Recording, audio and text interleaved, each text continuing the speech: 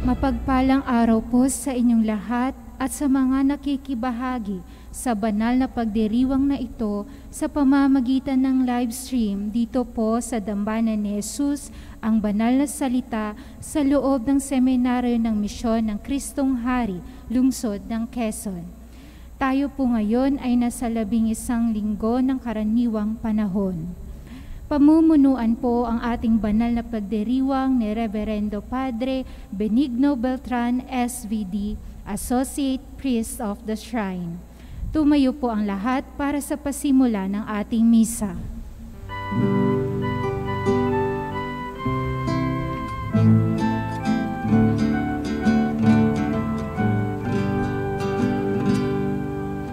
Pagmamahal sa Panginoon ay simula ng karunungan. Ang Kanyang papuri ay manatili magpakailanman. Purihin ang Panginoon, siya ay ating pasalamatan sa pagsasama at pagtitipon ng Kanyang mga anak. Pagmamahal sa Panginoon ay simula ng karunungan. Ang Kanyang papuri ay manatili magpakailanman. Sa ngalan ng Ama, ng Anak, ng Espiritu Santo. Amen.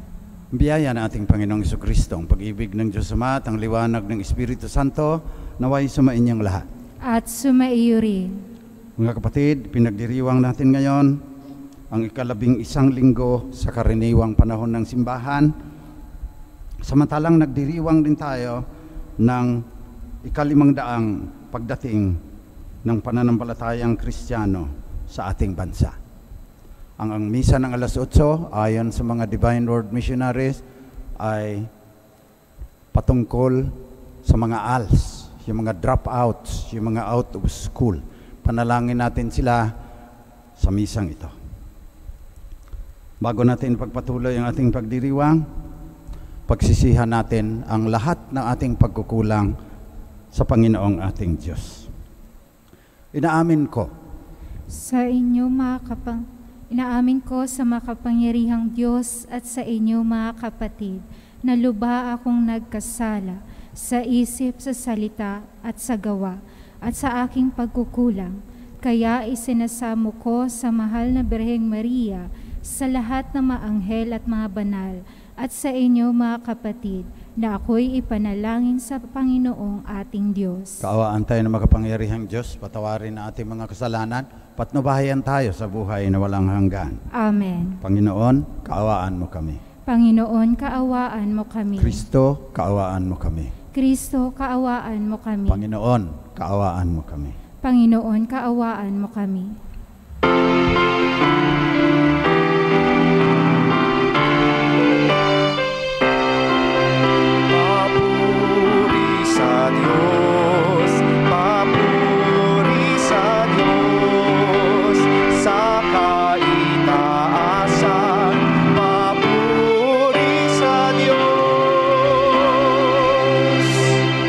Papuri sa Diyos sa kaitaasan at sa lupa'y kapayapaan sa mga taong kinalulugdan niya. Pinupuri ka namin, dinarangal ka namin, sinasamba ka namin, ipinagbubunyi ka namin, pinasasalamatan ka namin, dahil sa dakila mong angking kapurihan, Panginoong Diyos, Hari ng langit, Diyos amang makapangyarihan sa lahat, Panginoong Hesukristo, bugtong na anak, Panginoong Diyos, Kordero ng Diyos, Anak ng Ama, Ikaw na nag-aalis ng mga kasalanan ng sanlibutan, maawa ka sa amin. Ikaw na nag-aalis ng mga kasalanan ng sanlibutan, tanggapin mo ang aming kahilingan. Ikaw na naluluklok sa kanan ng Ama, maawa ka sa amin. Sapagkat ikaw lamang ang banal, ikaw lamang ang Panginoon, ikaw lamang, O Hesukristo, ang kataas-taasan, kasama ng Espiritu Santo, sa kadakilaan ng Diyos Ama. Amen. Papuri sa Diyos, papuri sa Diyos, sa kaitaasan, papuri sa Diyos. Manalangin tayo. Manaming magpangyarihan, lakas na mga walang inaasahan kundi ikaw. Ang pagluhog namin ay iyong pagbigyan, sapagkat kami mga tao lamang na pawang mahihina kapag iyong iniwanan.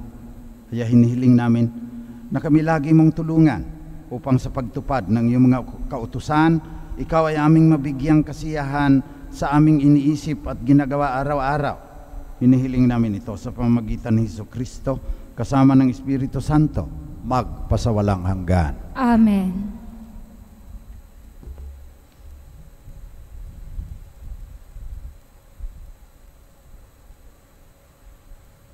Pagbasa mula sa aklat ni Propeta Ezekiel. Ito nga ang ipinasasabi ng Panginoon. Kukuha ako ng isang usbong ng sedro at aking iaayos. Ang kukunin ko yaong pinakamura ng pinakamataas na sanga. Itatanim ko ito sa isang mataas na bundok, sa pinakamataas na bundok ng Israel, upang lumago at mamungang mabuti at maging isang kahanga-hangang sedro. Sa gayon, lahat ng uri ng hayop ay makapaninirahan sa ilalim nito. Ang mga ibon na may makapamumugad sa mga sanga nito. Kung magkagayon, malalaman ng lahat ng punong kahoy na mapapababa ko ang matataas na kahoy at maitataas ko yaong mabababa, na matutuyo ko ang sariwang kahoy at mapananariwa ko yaong tuyong punong kahoy. Akong Panginoon ang nagsasabi nito, at ito'y gagawin ko. Ang salita ng Diyos. Salamat sa Diyos.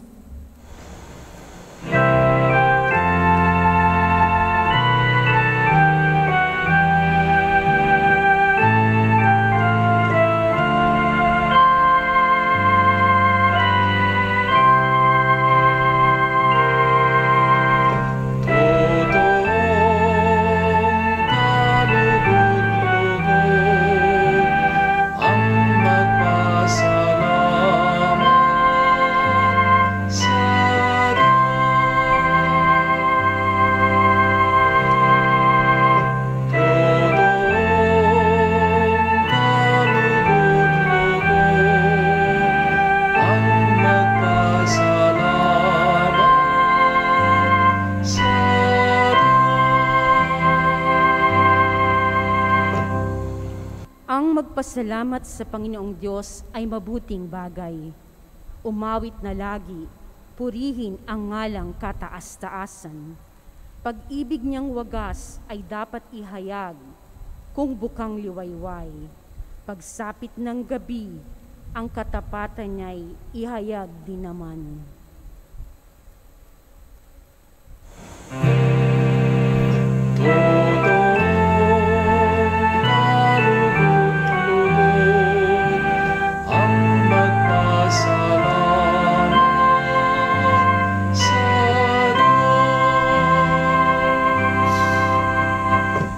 Katulad ng palma, ang taong matuwid, tatatag ang buhay. Parang mga sedro, kahoy sa Libano, lalagong mainam. Parang punong kahoy na doon natanim sa tahanan ng Diyos. Sa banal na templo, ito ay lalago na nakalulugod.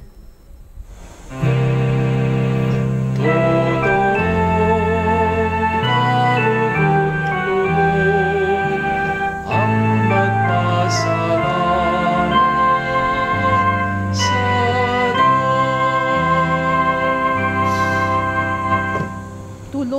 pagbunga kahit na ang punong ito ay tumanda, lunti at matatag, at ang dahon nito ay laging sariwa. Ito'y patotoo na ang Panginooy tunay na matuwid. Siya kong sanggalang, matatag na batong walang bahid dungis.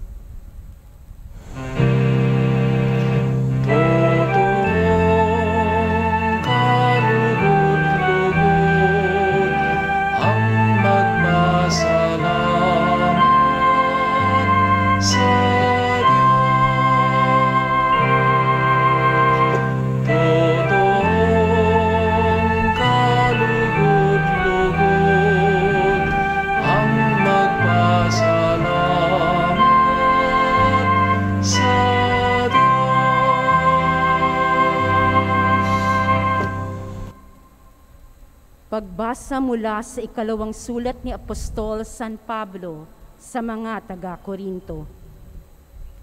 Mga kapatid, laging malakas ang aking loob. Alam ko na habang tayo'y nasa tahanang ito, ang ating katawan, hindi mapasa atin ang tahanang galing sa Panginoon. Namumuhay ako ayon sa pananalig sa Diyos, hindi sa mga bagay na nakikita. Malakas nga ang loob kong iwan ang katawang ito na aking tinatahanan upang manirahan sa piling ng Panginoon. Kaya naman, ang pinakananais ko ay maging kalugod-lugod sa Kanya, sa tahanang ito o doon man sa langit.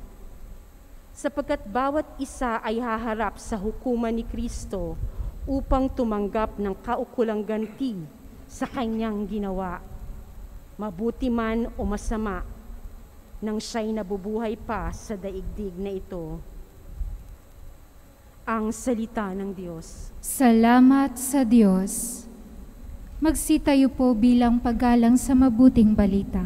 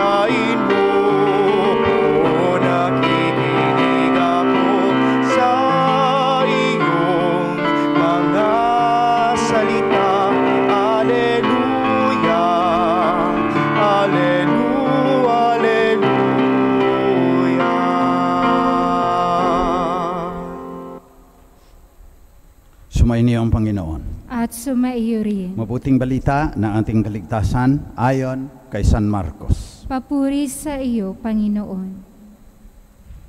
Noong panahong yon, sinabi ni Jesus sa mga tao, ang paghaharian ng Diyos ay maitutulad sa isang naghahasik ng binhi sa kanyang bukid. Pagkatapos nyon, magpapatuloy siya sa kanyang pang-araw-araw na gawain. Tutubo at lalago ang binhi nang hindi niya nalalaman kung paano. Ang lupa'y siyang nagpapasibol at nagpapabunga sa mga pananim. Usbong muna sa kauhay na pagkatapos ay mahihitik ng mga butil. Pagkahinog ng mga butil, agad itong papagapas sapagkat dapat nang anihin. Sa ano natin ihahambing paghahari ng Diyos? Sabi pa ni Jesus. Anong talinghaga ang gagamitin natin upang ilarawan ito? Tulad ito ng butil ng mustasa na siyang pinakamaliit sa lahat ng binhi. Kapag natanim na at lumago, ito ay nagiging pinakamalaki sa lahat ng mga puno ng gulay. Nagkakasanga ito ng malalabay, anupat ang mga ibon ay nakakapamugad sa mga sanga nito. Ang salita ay pinangaral ni Jesus sa kanila sa pamamagitan ng maraming talinghagang tulad nito ayon sa makakaya ng kanilang pag-unawa. Hindi siya nangaral sa kanila nang hindi gumagamit ng talinghaga. Ngunit ipaniliwanag niya ng sarilinan sa kanyang mga alagad ang lahat ng bagay. Ito ang mabuting balita ng Panginoon. Pinupuri ka namin, Panginoong Hesu Kristo. Magandang umaga po uli sa inyong lahat. Sa unang pagbasa, sabi ni Propeta Ezekiel, si Yahweh mismo ang magtatanim ng cedar tree sa itaas ng bundok. At lalago ito, magiging pinakamalaki sa lahat ng mga punong kahoy. Sa Ebanghelyo, pinalawanag ni Jesus na ang paghahari ng Diyos darating dahil sa biyaya ng Diyos. Gaya ng pag nagtanim tayo, tutulog lang tayo, tutubo yan. Gaya ng binhing inihahasik at puno ng mustasa. Kaya sa ikalawang pagbasa, sinabihan tayo ni Jesus, lakasan ninyo ang inyong loob. Akala nyo hindi lumalago yung kaharian ng Diyos? Gaya yan ng binhi na nasa ilalim ng lupa. Ngayon, wala tayong sedro. Kaunti ilang karanasan ko sa pagsasaka. Pero ilang taon na kaming nagtatanim ng kawayan. Nananawagan ako na magtatanim tayo ng 1 bilyong kawayan, 1 bilyon sa 2030. Sapagkat 2030 ang deadline na sinasabi ng mga scientist. Kapag dumating ang 2030, hindi natin napigil ang 1.5 degrees, ititigil natin doon. Ang pag-init ng planeta, tuloy-tuloy na yung climate change, at itong namamatay ngayon sa COVID, walang-wala sa kalingkingan yan, sa mamamatay at maghihirap kapag ang climate change ay umusad na at hindi napipigil. Kaya yung 1 bilyon po na kawayan, bilyon-bilyon na carbon dioxide ang sinisipsip niyan. Mas maraming sinisipsip ang kawayan, 35% kaysa pangkaraniwang puno. Kaya nagtatanim kami. Sa pinakamataas na bundok sa Montalban, binigay sa amin ng DNR, Mount Ayaas. Ang aming tinatanim ay yung Philippine Giant Bamboo, Dendrocalamus asper. Makikita ninyo po, noong nanguha kami ng labong niyan, ang laki. Kaya yun ang aming tinatanim. Mas mabilis din siyang lumaki. Tapos nakakain pa yung labong. Naglalaway ang mga kamag-anakan kong Ilocano kung may saluyot yan at saka labong. So marami siyang kapakinabangan. Babawasan niya ang pagbaha, maraming trabaho, kasi gagawin naming mga furniture yan at saka construction materials. Kaya lang, mahirap din itanim yan. Kaya ilang seminar ang aking sinamahan, may magagaling na magtatanim ng bambo dyan sa UP Los Baños. Pinangungunahan na ng aming presidente sa Philippine Bamboo Society of Advocates, si Dr. Florentino Tesoro. Ang daming alam sa kawayan yan. Siya ang nagturo sa akin. So yung nurturing, ang nais kong ibahagi sa inyo, na yung Philippine Giant Bamboo, halos kasing laki lang ng daliri. Pag tinanim yan, lalagay sa plastic, sana may degradable plastic ang gagamitin, ayusin mo yung lupa, tapos pabayaan mo na dyan.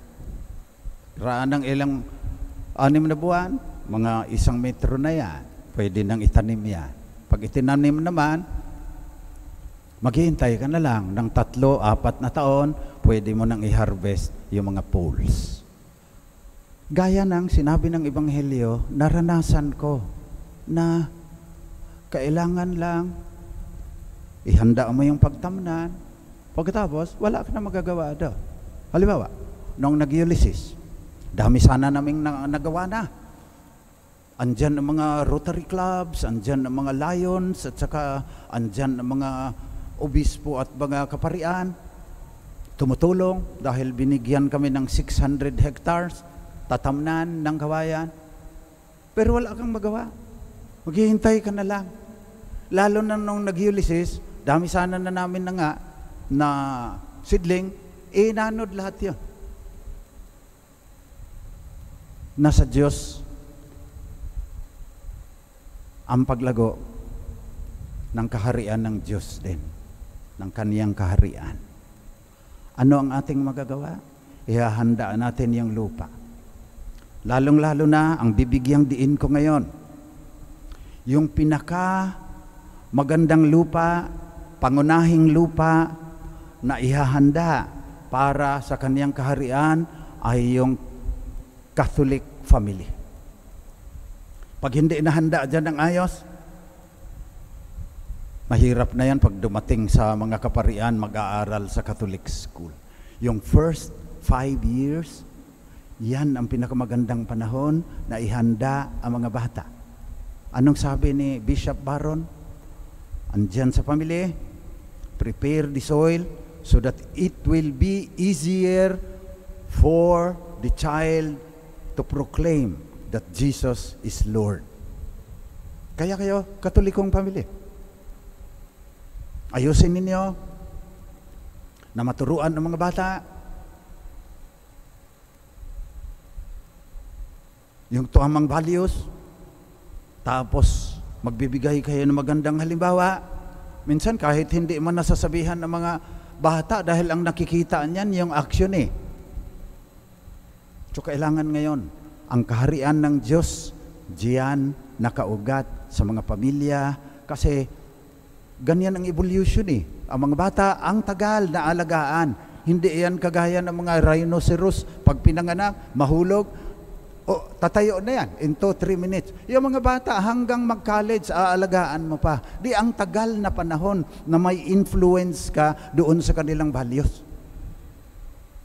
So ihandaan nyo lang, kasi hindi nyo rin mahahawakan yung damdamin ng bata eh. Merong mga charismatic ang pamilya, sinasama. Pagkatapos ngayon, atheist na yung anak.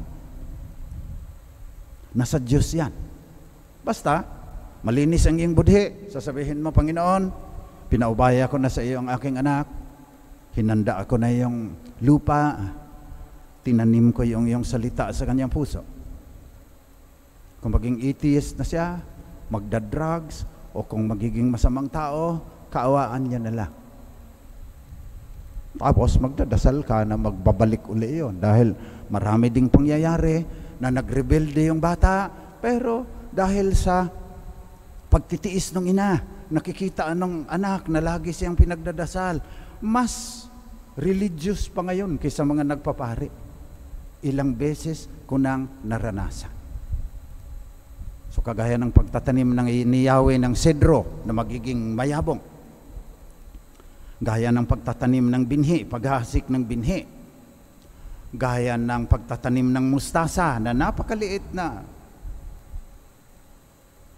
binhi, pero lalaki daw. Iba yun kaysa mustasa natin dito. Yung mustasa natin dito parang pitsay.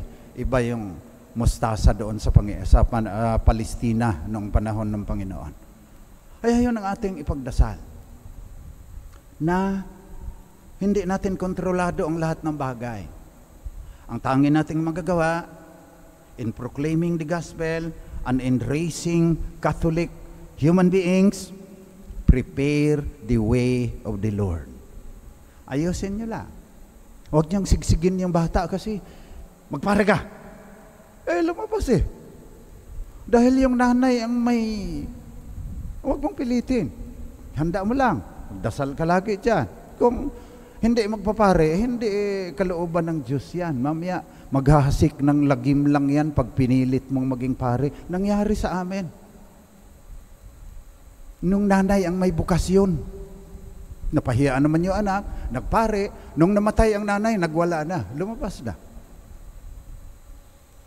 ihahanda ang pagtatamnan ng salita ng Diyos. Gawin niyo lang yung lagi ninyong ginagawa.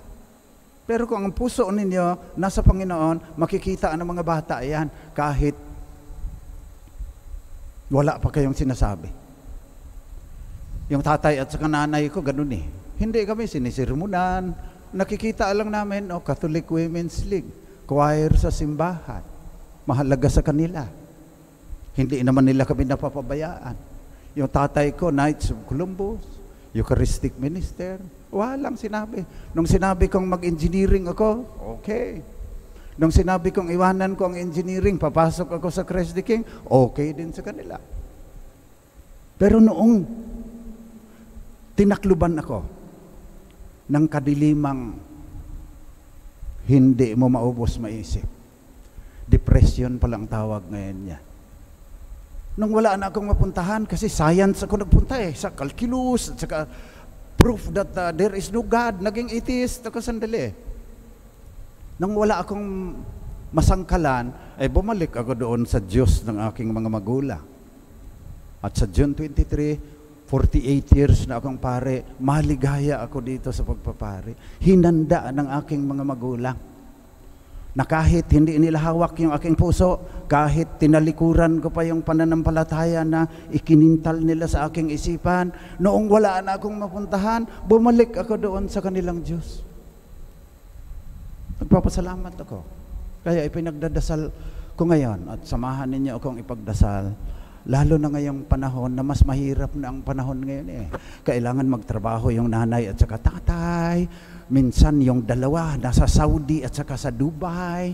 Lola ang nag-aalaga doon sa bata na may rayuma na. Hindi na mahahabol yung bata kung 2:00 ng umaga naglalaro pa rin ng Mobile Legends doon sa computeran. Panalangin natin ang mga magulang na sana matugunan nila yung kanilang tungkulin. Binigay sa kanila ng Diyos yung responsibilidad na yan. Prepare the ground for the Word of God. Napakaganda na damitan ninyo yan, pakainin ninyo yan, paaralin ninyo yan. But as a Catholic family, yun ang pangunahin ninyong tungkulin. Hindi na mas maganda yung kaniyang cellphone dahil nag-Saudi ka. Hindi yan ang batayan. Hinanda mo ba ang puso ng bata para tanggapin niya si Jesus bilang Panginoon at tagapagligtas? Nagbibigay ka ba ng magandang halimbawa? Napakahalaga.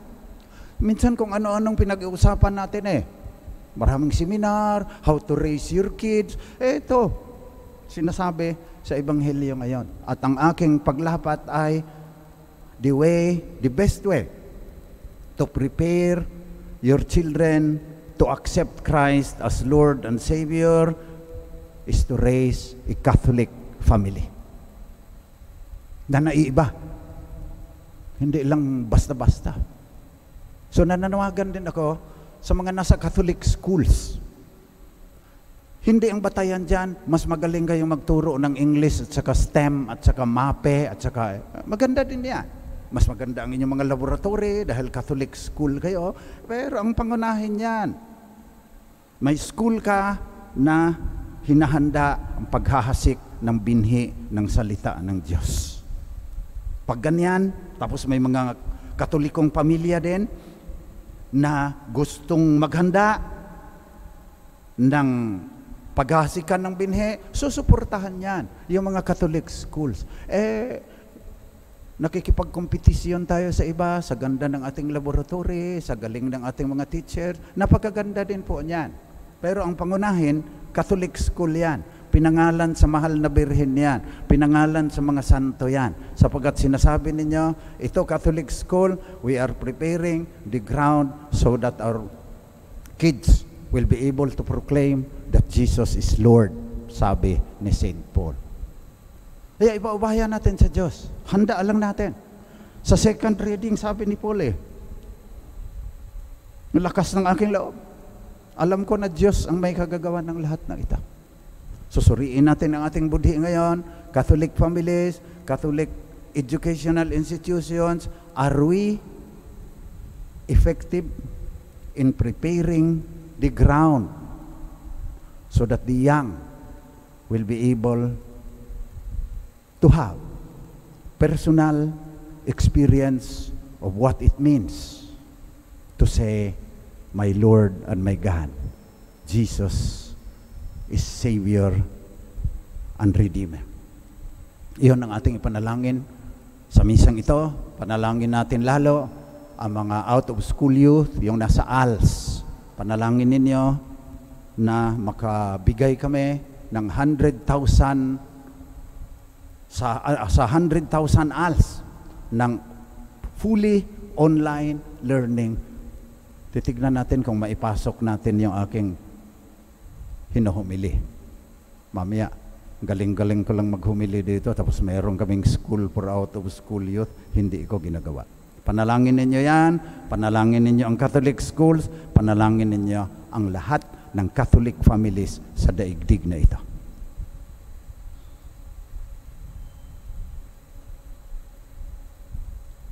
Magsitayo tayong lahat at ipahayag natin na si Jesus, Panginoon at tagapagligtas, kasama ng Ama at ng Espiritu Santo. Sumasampalataya ako sa Diyos samang makapangyarihan sa lahat, na may gawa ng langit at lupa. Sumasampalataya ako kay Jesucristo, iisang anak ng Diyos, Panginoon nating lahat. Nagkatawang tao siya lalang ng Espiritu Santo, ipinanganak ni Santa Mariang Birhen, pinagpakasakit ni Poncio Pilato, ipinakos sa krus na matay inilibing, nanaog sa kinaroroonan ng mga yumao, nang may ikatlong araw na buhay na mag-uli, umakyat sa langit, naluluklok sa kanan ng Diyos amang makapangyarihan sa lahat. Doon magmumulang paririto at hukom sa nangabubuhay at nangamatay na tao. Sumasampalataya naman ako sa Diyos Espiritu Santo, sa banal na simbahang katolika, sa kasamahan ng mga banal, sa kapatawaran ng mga kasalanan, sa pagkabuhay na muli na nangamatay na tao, at sa buhay na walang hanggan. Amen. Panalangin ng bayan. Mga kapatid, manalangin tayo sa Ama na magpapatuloy ang paglago ng paghahari niya dito sa lupa. Ang paghahari ng katarungan, kapayapaan, pagkakapatiran at pag-ibig na nagsisimula sa mga pamilyang Katoliko at paaralang Katoliko. Ang ating itutugon sa bawat panalangin. Panginoon, dinggin mo ang aming panalangin.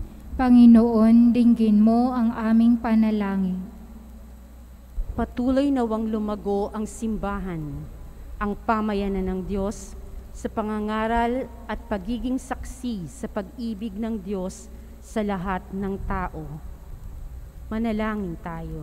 Panginoon, dinggin mo ang aming panalangin. Lagi nawang maging masigasig ang mga pinuno ng simbahan sa kanilang pagsisikap na maitanim ang salita ng Diyos sa puso at isipan ng mga tao. Manalangin tayo. Panginoon, dinggin mo ang aming panalangin. Gamitin nawa ng mga namumuno sa pamahalaan ang kanilang kapangyarihan tungo sa tapat at epektibong paglilingkod sa mamamayan. Manalangin tayo. Panginoon, dinggin mo ang aming panalangin. Gamitin nawa ng mga nagtatrabaho sa media ang kanilang tungkulin sa pagpapahayag ng katotohanan ng walang kinikilingan at para sa kabutihan ng bayan.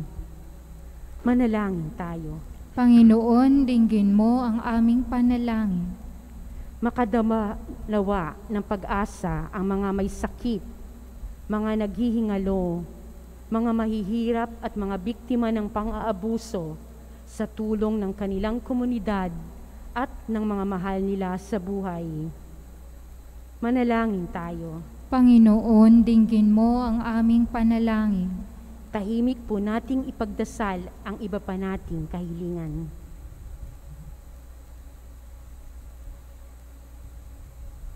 Manalangin tayo. Panginoon, dinggin mo ang aming panalangin. Manaming mapagmahal, dinggin mo ang aming mga kahilingan at gawin mo kaming karapat-dapat sa mga pagpapala mo alang-alang kay Kristong aming Panginoon. Amen.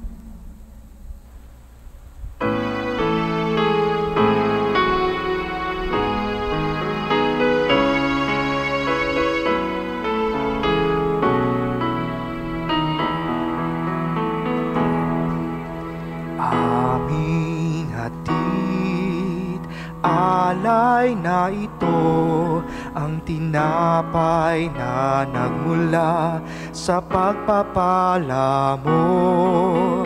At tanggapin ang alak na ito, inuming inihain sa'yo. Mahal naming Diyos, inyong tanggapin ang munting alay mula sa amin. Buong puso naming hihintayin pagpapala na aming hiling.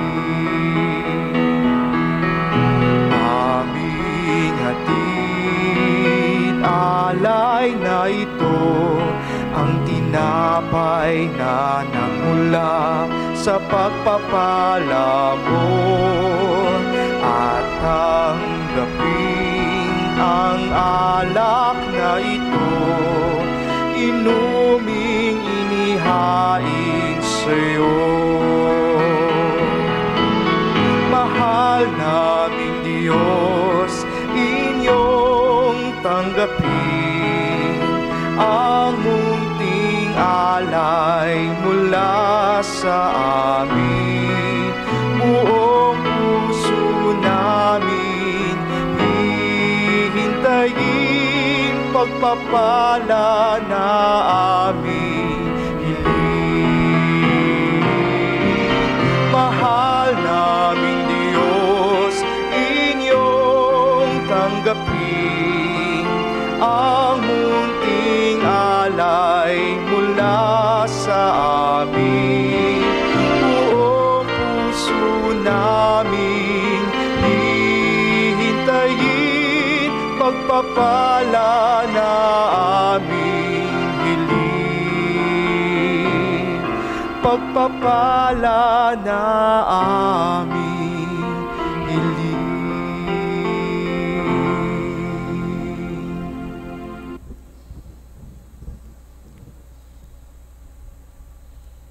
Manalangin kayo, mga kapatid, pang itong ating pag-aalay ay maging kalugod-lugod sa Diyos na mga makapangyarihan. Tanggapin nawa ng Panginoon itong paghahain sa iyong mga kamay sa kapurihan niya at karangalan sa ating kapakinabangan at sa buong sambayanan niyang banal. Ama naming lumikha, kami ginawa mong may angking katauhan na dapat pakainin at pangalagaan. Iyong dinulutan ng banal na pakikinaba. Pagkaloob mong kami huwag magkulang sa iniuukol mo sa aming kapakanan sa pamamagitan ni Jesucristo kasama ng Espiritu Santo magpasawalang hanggan. Amen. Sumainyo ang Panginoon. At sumaiyo rin. Taas sa Diyos ang inyong puso at diwa. Itinaas na namin sa Panginoon. Pasalamatan natin ang Panginoong ating Diyos. Marapat na siya ay pasalamatan. Ama naming makapangyarihan, tunay ngang marapat na ikaw ay aming pasalamatan. Nasa iyo ang aming buhay, pagkilos at pag-ira. Sa pamumuhay namin araw-araw, tinatamasa namin ang iyong pagmamahal. Sa pag-ibig mong ipinunla sa sangkatauhan, ang Espiritu Santo'y unang aning bigay ng anak mong naglagak sa amin ng katiyakang nakalaang mabuhay kami sa piling mo magpakailanman. Kaya kasama ng mga anghel na nagsisiawit ng papuri sa iyo nang walang humpay sa kalangitan, kami nagbubunyi sa iyong kadakilaan.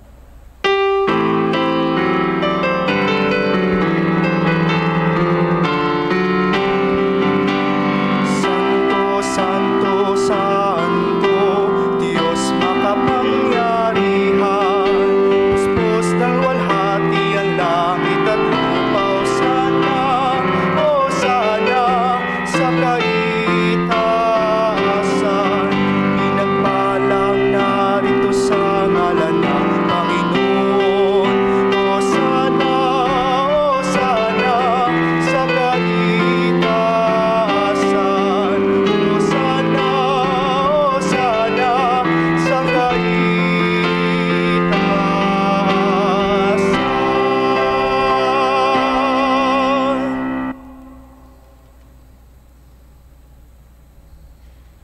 Ikaw nga, Panginoon, ay tunay na banal at sa iyo nagmumula ang lahat ng kabanalan.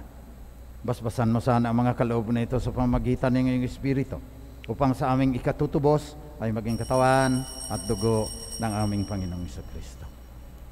Noong gabi bago siya ipako sa krus, samantalang naghapunang kasama ang kanyang mga alagad, kumuha si Jesus ng tinapay, nagpasalamat sa iyo, Ama, hinatiin niya yon, binigay sa kanyang mga alagad at sinabi, tanggapin ninyong lahat ito at kanin, ito ang aking katawan na ihahandog ng dahil sa inyo.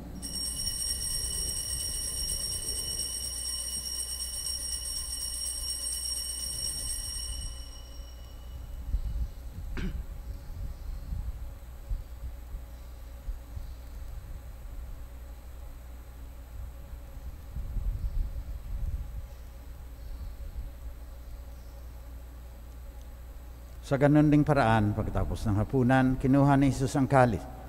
Muli siyang nagpasalamat sa iyo, Ama.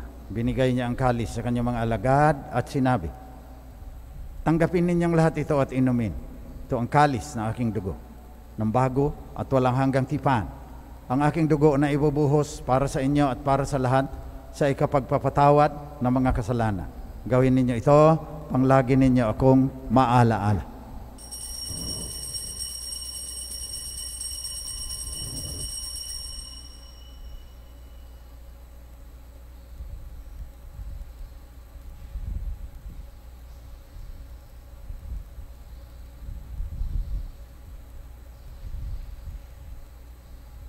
Pagbunyi natin ang misteryo ng ating pananampalataya.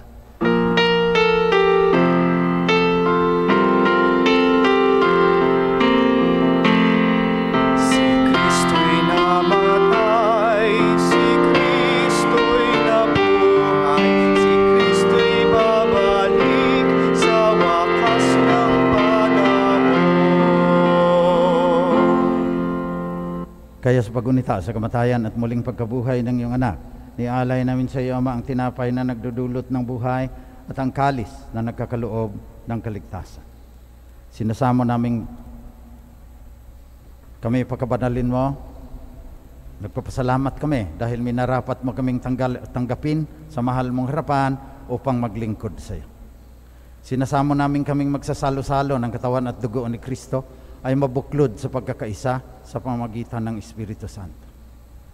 Ama, lingapin mo ang iyong simbahang laganap sa buong daigdig. Puspusin mo kami sa pagmamahal, kasama ni Francisco na aming Santo Papa, ni Honesto na aming Obispo, lahat ng kasapi ng sambayan ng Kristiyano, lalong-lalo na ang mga pamilyang Katoliko at paaralan na Katoliko. Alalahanin mo rin ang mga kapatid naming nahimlay na umaasang sila'y muling mabubuhay, gayon din ang lahat ng mga pumanaw.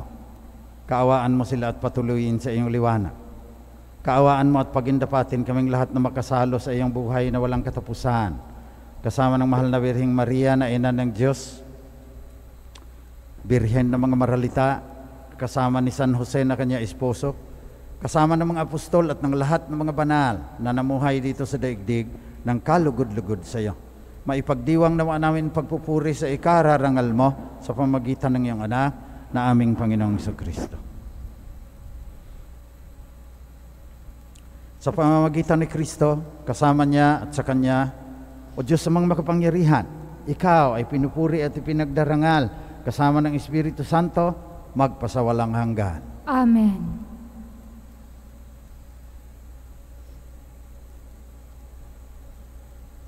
Mga kapatid, manalangin tayo ngayon sa ating Ama sa Langit na mapasa atin ang Kanyang kaharian ayon sa panalangin na itinuro ni Jesus, Panginoon natin at tagapagligtas. Ama namin, sumasalangit ka, sambahin ang ngalan mo, mapasa amin ang kaharian mo, sundin ang loob mo dito sa lupa para ng sa langit. Bigyan mo kami ngayon ng aming kakanin sa araw-araw. Patawarin mo kami sa aming mga sala, gaya ng pagpapatawad namin sa nagkakasala sa amin. Huwag mo kaming ipahintulot sa tukso at ihadya mo kami sa lahat ng masama. Nihiling namin, Panginoon, na ihadya mo kami sa lahat ng masama. Pagkalooban mo kami ng kapayapaan na palagian, pang sa tulong ng iyong awa, lagi kaming maligtas sa kasalanan, malayo sa lahat ng kapahamakan, samantalang aming pinanabikan ang dakilang araw ng muling pagbabalik ng tagapagligtas naming si Jesucristo. Sapagkat iyo ang kaharian at ang kapangyarihan at ang kapurihan magpakailanman. Panginoong Jesucristo, sinabi mo sa iyong mga apostol, kapayapaan ang iniiwan ko sa inyo, ang aking kapayapaan binibigay ko sa inyo. Tunghayan mo ang aming pananampalataya at huwag nga aming pagkakasala. Pagkalooban mo kami ng kapayapaan at pagkakaisa ayon sa iyong kalooban, kasama ng Espiritu Santo, magpasawalang hanggan. Amen. Kapayapaan ng Panginoon ay laging sumainyo. At sumaiyo rin. Magbigayan kayo ng tanda ng kapayapaan ni Kristo sa isa't isa. Ang katawan at dugo na ating Panginoong Jesucristo, tagapagligtas ng mundo, namatay sa krus upang mapawi ang ating pagkakasala, mapapalad ang mga inaanyayahan sa kanyang piging. Panginoon, hindi ako karapat-dapat na magpatuloy sa iyo, ngunit sa isang salita mo lamang ay gagaling na ako. Naway ipagsanggalang tayo ng katawan at dugo ni Kristo hanggang sa buhay na walang hanggan. Amen.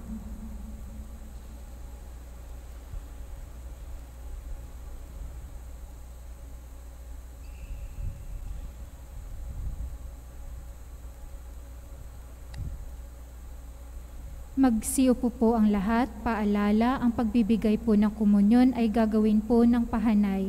Pakiintay po ang mga ushers habang or upang magabayan.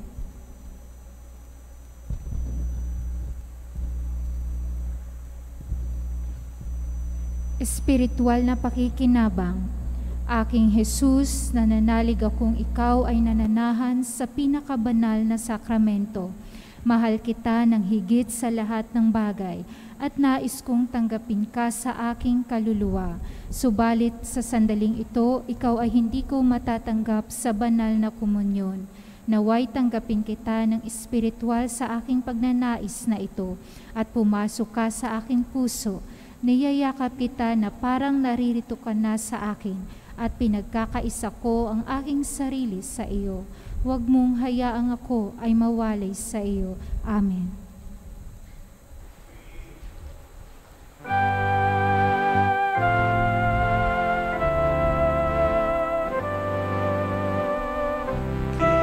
Kinibaong akong lawas, nakangyatak sa inyong kaluwasan.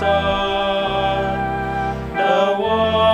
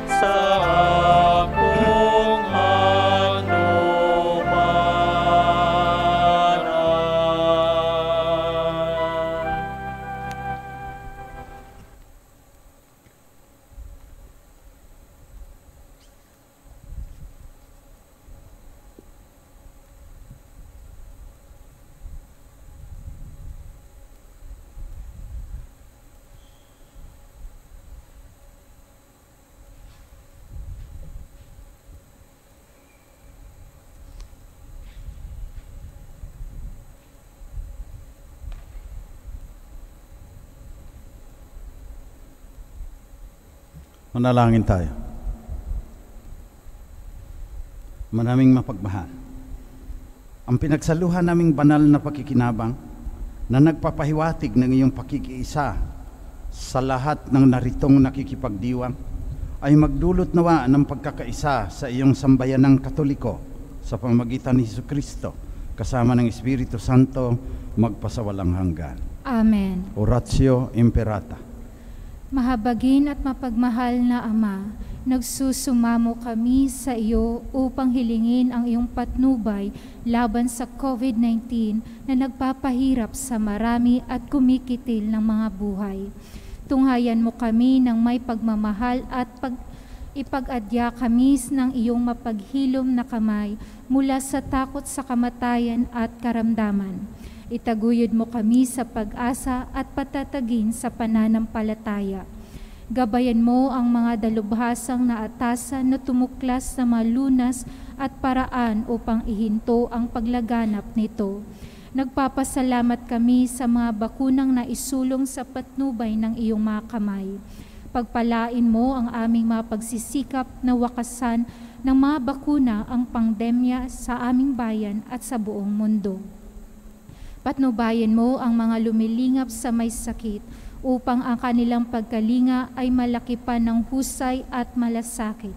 Pagkaluban mo sila ng kalusugan sa isip at katawan, katatagan sa kanilang paninindigang maglingkod at ipagsanggalang sa karamdaman. Itinataas namin ang mga nagdurusa, makamtan nawa nila ang mabuting kalusugan. Lingapin mo rin ang mga kumakalinga sa kanila. Pagkamtin mo ng kapayapaang walang hanggan ang mga pumanaw na. Pagkalooban mo kami ng biyaya na magtulong-tulong tungo sa ikabubuti ng lahat. Pukawin sa amin ang pagmamalasakit sa mga nangangailangan, sa pagdamay at malasakit namin sa bawat isa. Malampasan nawa namin ang krisis na ito at lumago sa kabanalan at pagbabalik loob sa iyo. Hinihiling namin ito sa pamamagitan ni Jesucristo na nabubuhay at nagaharing kasama mo at ng Espiritu Santo, Diyos magpasawalang hanggan. Amen. Dumudulog kami sa iyong patnubay, mahal na Ina ng Diyos. Pakinggan mo ang aming mga kahilingan sa aming pangangailangan at ipag-adya mo kami sa lahat ng kasamaan, maluwalhati at pinagpalang Birhen. Amen. Mahal na Birhen, mapagpagaling sa may sakit, ipanalangin mo kami. San Jose, San Rafael Arcangel, San Roque, San Lorenzo Ruiz, San Pedro Calungsod, Saints Arnold Johnson and Joseph Reynadimitz. Magsiupo po sumandali para sa ibang anunsyo. We are inviting couples who are celebrating their wedding anniversaries this year to join and participate in our third renewal of marriage vows or renewal ng bayan this coming June 27, 21 during our 8 a.m. Mass. Register via bit.ly/Shrine Renewal ng Bayan or message us in the Shrine's Facebook page. Thank you.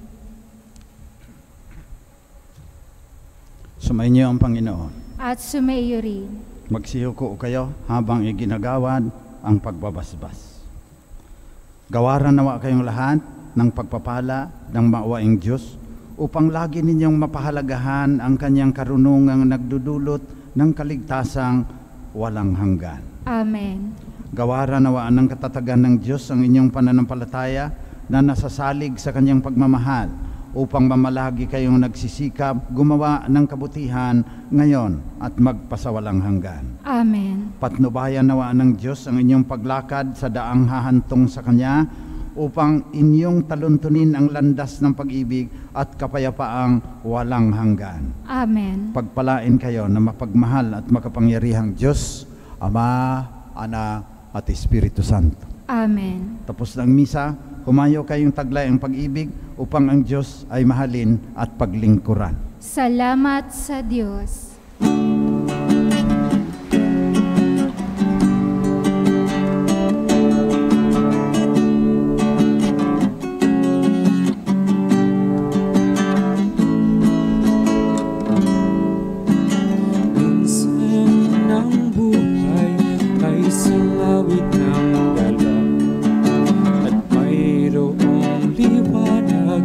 nagtatanglaw sa ating pagyapa. Minsan ng buhay ay isang awit ng luha, at siyang papawi nito ay ang pag-asa ng umaga. Kahit anong tindi ng hunos, kahit anong tindi ng dilim, may isang inang nagmamatsyag at mamahal sa atin. Awit niya'y pag-ibig ng Diyos, tawag niya'y magbalik loob, turo niya'y buhay, Diyos lamang sa atin nagkaloob. O inang mahal, narito kami, awit-awit ang Ave Maria, at dalangin ng bawat pamilya'y kapayapaan at pagkakaisa. Ang lusayo mong hawak namin at awit-awit ang Ave Maria. Gustos ka ng diwang banal, tingin ang aming payak na dasal. Ihatid